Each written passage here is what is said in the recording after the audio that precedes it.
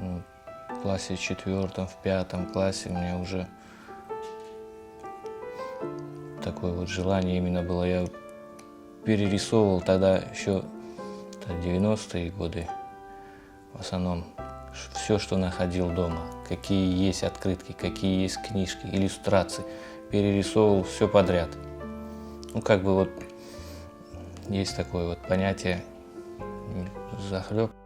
У меня тогда еще вот уже в классе 7, наверное, или 8 я для себя поставил, ну, не то что цель, а у меня просто был девиз, я придерживался этого, ни дня без штриха, как говорится, без набросков, без зарисовок.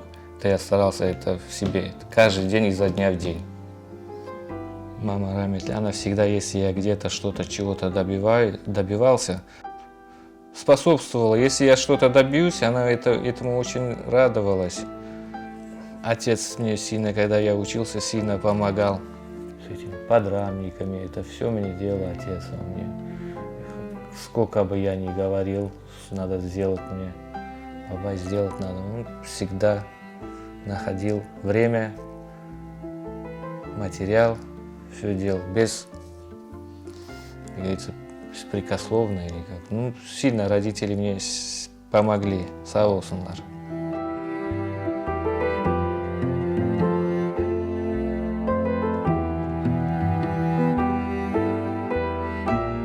Сейчас, в данный момент, тема моих работ – это Крым. Именно вот уходящий как бы Крым, который остался нам вот от наших предков, от дедушек, от бабушек.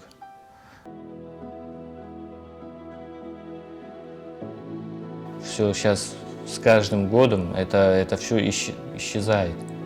Их буквально через лет 10, наверное, уже таких домиков не останется. И надо, пока сейчас время есть, мне вот по максимуму вот найти вот эти все домики, все это запечатлеть на своих рисунках, на своей графике. Вот это самая моя сейчас первая, как говорится, цель. Простой человек, он пройдет мимо этого старого или вот кривого, косого, там, разрушенного и даже не заметит.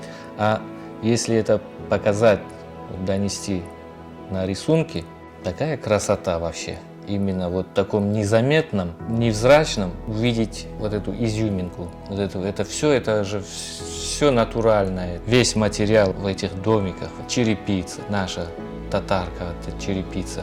Камень, ракушечник тоже. Кирпичи эти самана раньше делали. И сколько они простояли.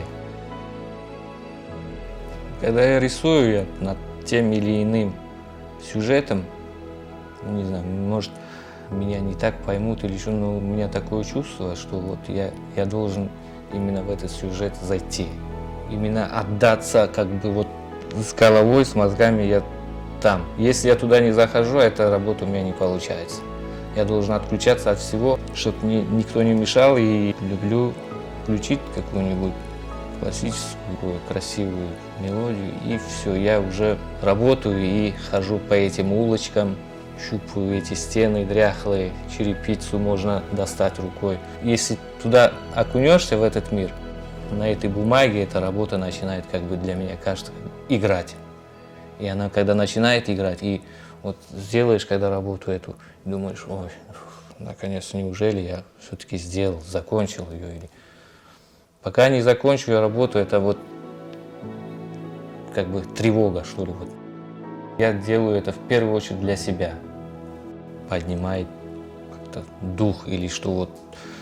Я ставлю на задачу себе, вот это мне, я должен вот это сделать, вот это передать. Я иногда люблю делать такие незаконченные работы, они более как бы живые. Графика мне больше как бы по душе сказать, что ли. Показать воздух, свет в бесцветной работе. Именно штрихами вот этот воздух, вот эту ауру эту. Ну, еще надо совершенствоваться, конечно. Ну, в своих натюрмортах в первую очередь хочу изобразить именно вот посуда, ну, как национальная. Именно вот этот орнамент национальный, именно форму этой посуды, как бы, ну и материал в первую очередь, медный материал, ну, чтобы это все чувствовалось. Вот посмотрел на работу, и сразу человек может сказать: о, это медная посуда, это серебряная посуда, о, этот узорчик, это в нашем стиле, как бы. Вечером уже приезжаешь, уже хочется поскорее увидеть детей. Маленький у меня еще только он в 1 класс пошел. Ну, как-то после рабочего дня хорошо бывает снять вот это напряжение, пообщаться, поиграться, как говорится, спросить, как у них дела, как у них день прошел. Люблю просто находиться дома, с детьми и ничего не делать, честно говоря. Просто отдыхать, пить кофе, встречать гостей.